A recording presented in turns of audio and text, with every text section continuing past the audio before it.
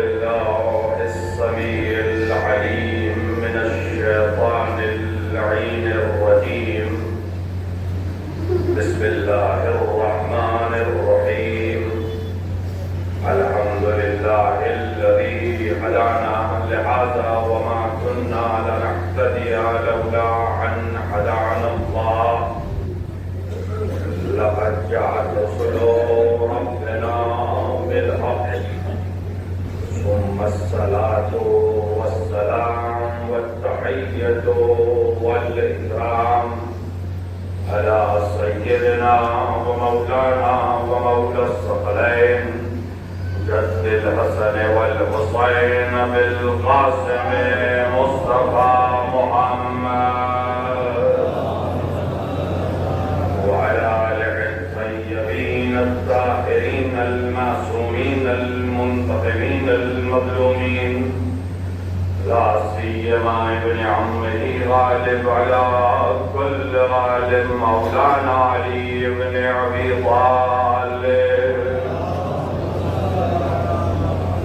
وعلى صاحب الدعوة النبوية والصولة الحيدرية والاسمة الفاطمية والعلم الحسنية والشجاعة الحسينية والإرادة السجادية والمعاصر البحرية والآثار الجعفرية والعلوم الكاظمية والحجج الرضوية والجود التقوية والنقاوة النقوية والهيبة العسكرية والغيبة الإلهية، صاحب العصر والزمان إمام الإنس والجان، الحجة القائمة المنتظر المهدي،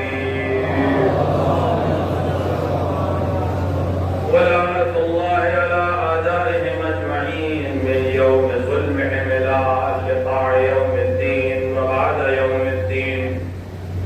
أما بعد، فقد قال الله سبحانه وتبارك وتعالى في كتابه المجيد وهو أصدق الصادقين وقوله الحق. بسم الله الرحمن الرحيم. وجعلناكم أمة وسطا لتكونوا شهداء على الناس. صلى الله عليه محمد وعلى ارباب عظمت اندران سید الشہداء. خداوند عالم قرآن مجید میں ایک امت کے سلسلے میں گفتگو کرتے ہوئے ارشاد فرما رہا ہے کہ ہم نے تمہیں امت وسط قرار دیا تاکہ تم لوگوں پر گواہ رہو. سلسلہ انبیاء، سلسلہ رسول، سلسلہ اولیاء، سلسلہ ائمہ، ان سب کا ہدف انسانوں کو بندگی کی معراج پہنچانا تھا، اور خداوند عالم نے انسان کی عقل کے ساتھ ساتھ انبیاء کے سلسلے کو ارتقا دیا، تعلیمات الہی کو عملی جامہ پہنایا، اور وقتاً فوقتاً اپنی حجتوں کو اس دنیا میں بھیجا تاکہ وہ انسانوں کے درمیان انسانوں کی طرح زندگی گزار کر انہیں بندگی کا سلیقہ سکھائیں، عبادت کا طریقہ بتائیں. اور اس عمل کو انجام دینے کے لیے اس نے منتخب شدہ افراد کو انسانی پیکر میں ڈھال کر اس دنیا میں بھیجا تاکہ وہ انسانوں کے درمیان رہ کر اس کی حجت کو تمام کرے اور بندوں کے لیے ایک ایسی مثال بنے جو ابد تک ابدی رہے اور دائمی رہے. اور خود خداوند عالم انسانیت کو جس کمال پر دیکھنا چاہتا تھا، بندگی کو جس کمال پر پہنچتے ہوئے دیکھنا چاہتا تھا، جس کے لیے اس نے فرشتوں سے کہا تھا کہ تمہیں وہ نہیں معلوم ہے جو مجھے معلوم ہے، اس کے لیے ضروری تھا کہ ایک ایسا میدان تیار کیا جائے جو بندگی کو اس مقام پر پہنچا دے کہ فرشتے بھی سروں کو جھکا لے، اجنہ بھی سروں کو جھکا لے، روحیں بھی سروں کو جھکا لے کہ ہاں خدا تیرا علم سب سے اعلیٰ ہے، تو نے جس انسان کو خلق کیا اس سے بڑھ کر تیرا بندہ کوئی نہیں ہو سکتا. اور اس میدان کو سجانے کے لیے خداوند عالم نے ہر نبی سے کام لیا کسی نے گزر کر اس میدان کو دیکھا، کسی نے اپنے خون کا عطیہ دے کر اس میدان کو سینچا، کسی نے اپنے آنسو بہا کر اس میدان کو سینچا، کسی نے گزر کر وصیت کر کے اس میدان کو سینچا۔ یہ وہ میدان ہے جس کی یاد میں ہم اور آپ یہاں بیٹھے ہوئے ہیں۔ یہ میدان ایک دن میں تیار نہیں ہوا، یہ سن 61 ہجری میں پیش آنے والے واقعے کے لیے صدیوں پہلے سے تیار کیا جا رہا تھا۔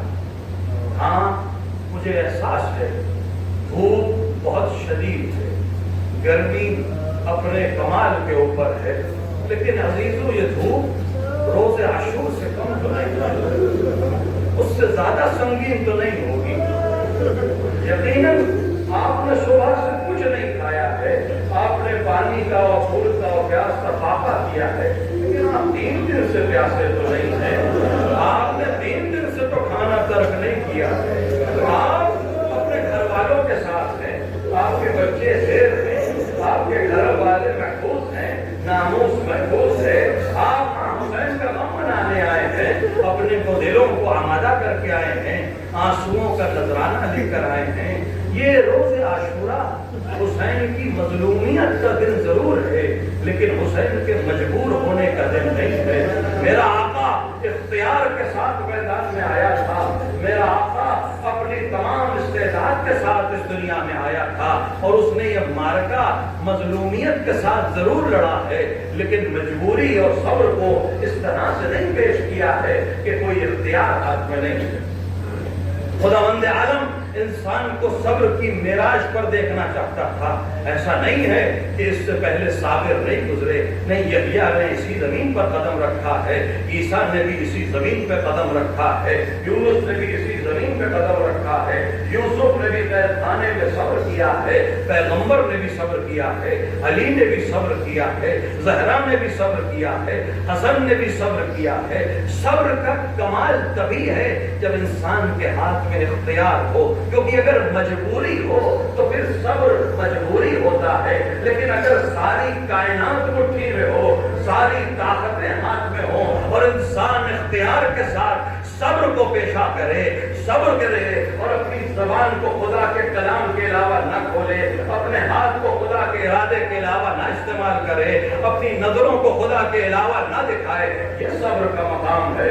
خدا چاہتا تھا کہ صبر کا کمال بھی دکھا دے، اختیار کا کمال بھی دکھا دے، لہذا حسین جب روز عاشورہ اپنے آپ کو تیار کر رہے تھے تو وہ ان تمام اختیارات کے ساتھ خود کو تیار کر رہے تھے۔ حسین اختیار والے تھے، حسین طاقت والے تھے۔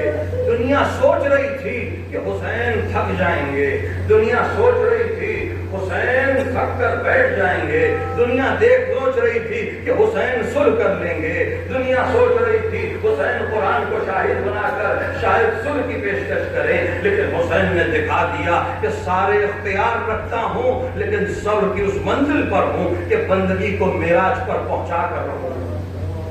عزیزوں، جنگیں آپ نے بہت سنی ہیں، معرکے آپ نے بہت سنے ہیں۔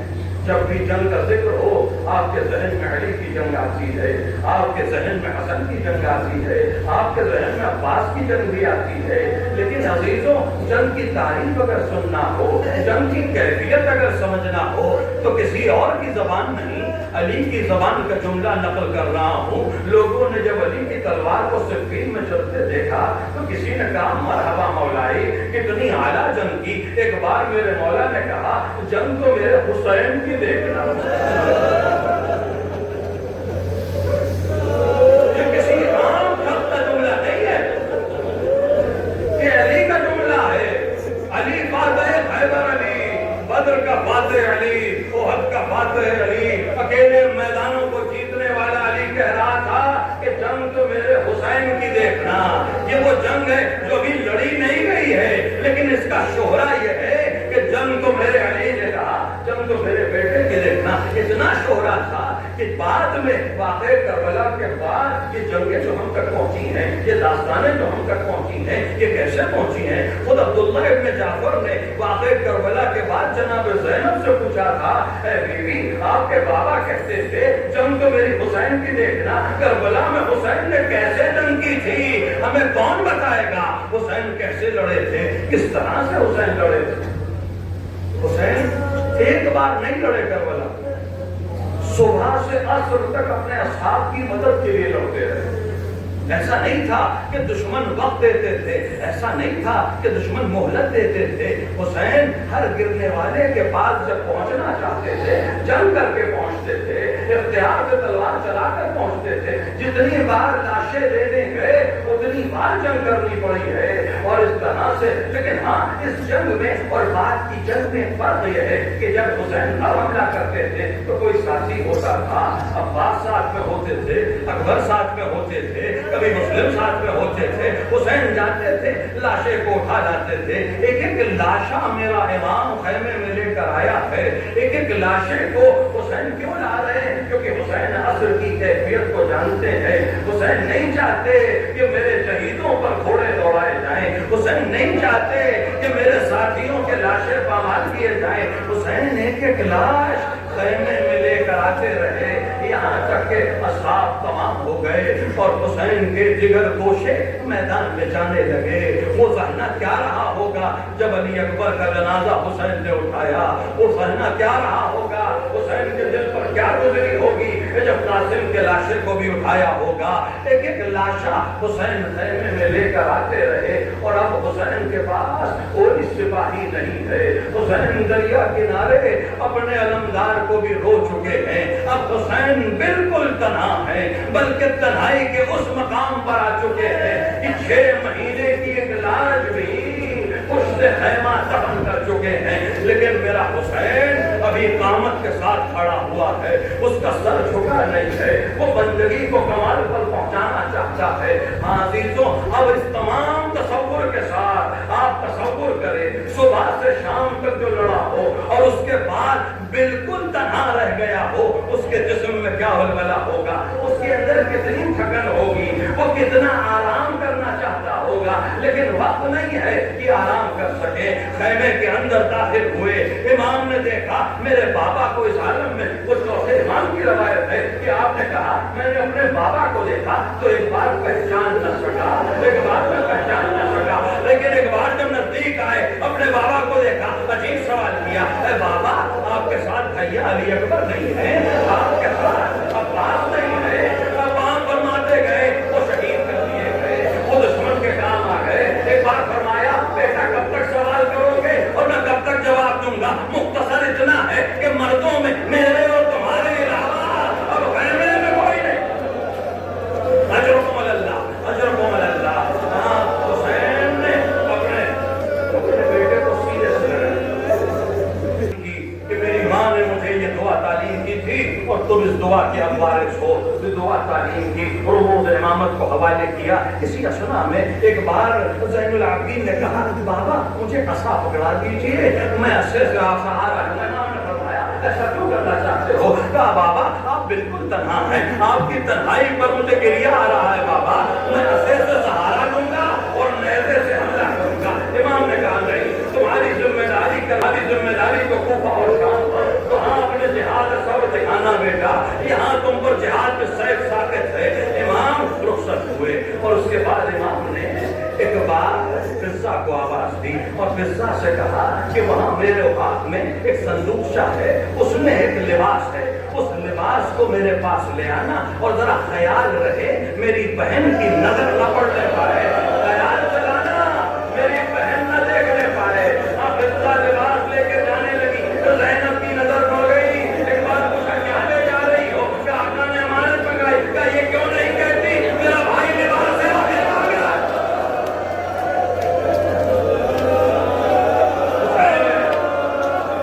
حسین نے اس لباس کو دے دیتا، حسین نے دامن کو پکڑا، خنجر نکال کے اس لباس کو اور پارا پارا کیا۔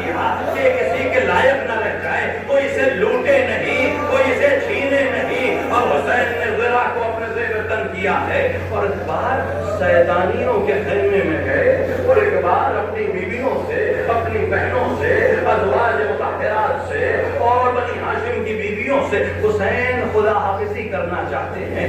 یہ خدا حافظی کیسے کی گئی ہم سمجھ نہیں سکتے، ہم درک نہیں کر سکتے۔ بعض علماء لکھتے ہیں کہ حسین کی 6 بہنیں ہیں، کربلا میں کتنی ہیں نہیں معلوم ہے، لیکن یہ تاریخ لکھنے والوں نے لکھا کہ حسین کو ایک بار سیدانیوں نے بیچ میں بیٹھا دیا اور ایک حلقہ بنایا اور اس کے بعد غور سے حسین کو دیکھنا شروع کیا۔ ایک بار حسین کو بہنوں نے دیکھنا شروع کیا، ایک بار علی کی نشانی جا رہے ہو، سیدہ کی نشانی جا رہے ہو، لیکن حسین کی بہنوں نے حسین کو رخصت کیا۔ کیسے رخصت کیا نہیں معلوم۔ بعض علماء کہتے ہیں کہ دستور یہ ہوتا ہے کہ جب وہ خیمے سے نکلتا ہے اس کا چہرہ میدان کی طرف ہوتا ہے، پشت خیمے کی طرف ہوتی ہے، لیکن حسین جب باہر نکلے تو چہرہ خیمے کی طرف رہا۔ خدا حافظ زینب، خدا حافظ ام کلثوم، خدا حافظ رقیہ، خدا حافظ سکینہ، خدا حافظ حسین، ایک ایک کو خدا حافظ کہہ رہے ہیں۔ کیسے باہر نکلے ہمیں نہیں معلوم۔ جب بھی نکلنا چاہتے ہیں کوئی سیدانی دامن پکڑ لیتی ہے، جب بھی نکلنا چاہتے ہیں کوئی آ کر لپٹ جاتا ہے، کوئی گلے میں باہیں ڈال دیتا ہے، کوئی کمر کو تھام لیتا ہے۔ بھیا کہاں جا رہے ہو؟ بھیا ہمیں چھوڑ کر کہاں جا رہے ہو؟ حسین کیسے نکلے؟ حسین خیمے سے باہر آئے اور رکوع اللہ خدا ان آوازوں پہ رحمت نازل کرے۔ حسین باہر،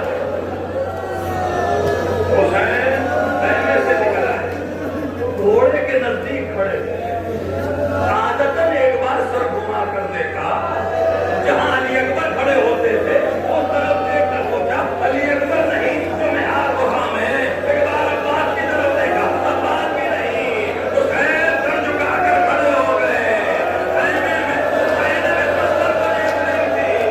ایک بار آگے بڑھی، بھیا زینب بھیا زینب آج میں سوال کروں گی۔ زینب نے محراب کو تھاما، حسین سوال ہوئے، گھوڑے کو ایڑ لگائی، میدان میں آئے۔ دشمن سوچ رہا ہے صبح کا تھکا ہوا حسین کتنی بار میدان میں آیا، حسین لاشیں اٹھانے والا حسین، بچوں کو رونے والا حسین، بھائیوں کے لاشیں اٹھانے والا حسین اب بالکل تنہا ہے۔ ایک بار حسین ایک پیلے پہ گئے، ایک بلندی پہ گئے، ایک بار حجت کو تمام کرنا ضروری ہے۔ ایک سوال کیا میرے امام نے، یہ سوال خود مظلومیت امام ہے۔ امام نے فرمایا کیا میں نے کسی حلال کو حرام کیا؟ کیا میں نے کسی حرام کو حلال کیا؟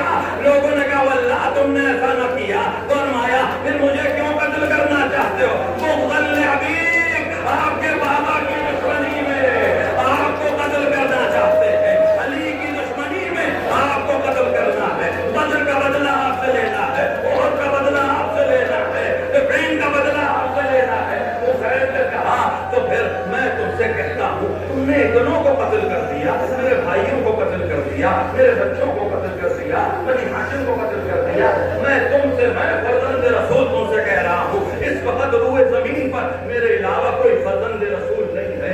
تم اپنے خون، اپنے ہاتھوں کو میرے خون سے آغشتہ نہ کرو، اب بھی وقت ہے، اگر تم پلٹ جاؤ تو میں تمہاری معافی کا ذمہ دار ہوں۔ یہ سارے خون میں معاف کرا سکتا ہوں لیکن اپنے دامن کو میرے خون سے آغشتہ نہ کرو۔ لیکن فوج آگے بڑھنا چاہتی ہے۔ ایک بار حسین نے کہا اگر جنگ ہی کرنا چاہتے ہو تو میری آخری بات یہ ہے کہ مجھ سے عرب کے شعور کی طرح اکیلے اکیلے آ کر لڑو۔ حسین وہ سوچ رہے تھے کہ حسین تھک گئے ہوں گے، حسین مہلت مانگیں گے، حسین پناہ مانگیں گے۔ حسین نے کہا نہیں، جنگ کرنے آیا ہوں لیکن ایک ایک کر کے میرے مقابلے میں آؤ۔ اللہ اللہ، فرزند ید اللہ نے ایک بار ذوالفقار نے آنکھ سے کھینچی، ہاتھ کو چوما، یا یوں کہوں ذوالفقار نے دست ید اللہ کے باہر ایک بار حسین کے ہاتھ کو چوم کر کہا میں وارث کے ہاتھ میں آئی ہوں۔ حسین کے مقابلے میں ایک ایک انسان آتا رہا، حسین قتل کرتے رہے۔ لوگ پریشان ہیں کہ اس میں یہ جرأت کہاں سے آئی ہے، اس میں یہ طاقت کہاں سے آئی ہے۔ 70 جنازے اٹھانے والا حسین کس جرأت سے لڑ رہا ہے؟ ایک ایک کر کے لوگ آتے گئے، حسین قتل کرتے رہے۔ روایات میں ہے کہ حسین نے 700 زیادہ افراد کو قتل کیا۔ ایک ایک سپاہی مرتا ہے اور تہذیب ہو جاتا ہے۔ ایک بار فوجیں پیچھے ہٹی اور کہنے لگی ہے امر ساز اس طرح کو پورا لشکر کٹ جائے گا، حسین قابو میں نہیں آئیں گے۔ امر ساز نے کہا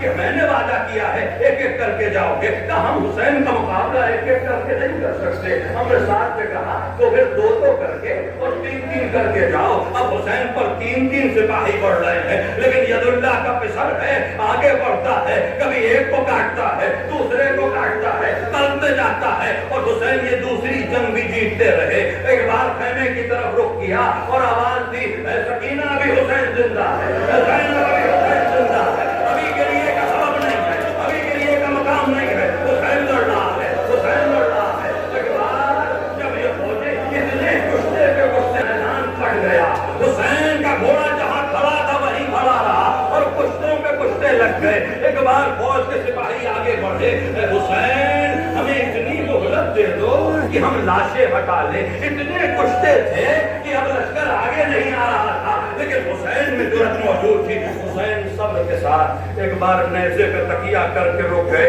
اپنے لاشوں کو اٹھا لو، اس میدان کو آمادہ کر لو، ہاں لوٹے کسی اور فکر میں ہے، میدان کو آمادہ۔ اور اس کے بعد شبر لعین ایک بار امر ساز کے پاس آیا کہ تو نے یہ کیسا ماجرا رکھا ہے، اس طرح حسین ابن علی کو نہیں جیتا جا سکتا، تو نے اگر وعدہ کیا ہے تیرا وعدہ تیرے ساتھ ہے، میرا لشکر تیرے حکم کا پابند نہیں ہے، ہم مل کر حسین پہ حملہ کریں گے، اب ہم حسین کو گھیر کے ماریں گے۔ یہ سننا تھا کہ ایک بار ہزاروں کا لشکر نیزے ہاتھ میں لے کر ایک بار حسین کی طرف بڑھا، وہ سوچ رہے تھے حسین شاید پیچھے ہٹ جائے، لیکن ید اللہ کا پسر ایک بار تلوار ہاتھ میں لے کر اب جو لشکر میں داخل ہوا، کبھی میمنہ میں جاتا تھا، کبھی میسرہ میں جاتا تھا، کبھی قلب لشکر کو چیرتا ہوا جاتا تھا، اور ایک بار حسین نے آواز دی، علی اکبر آؤ میری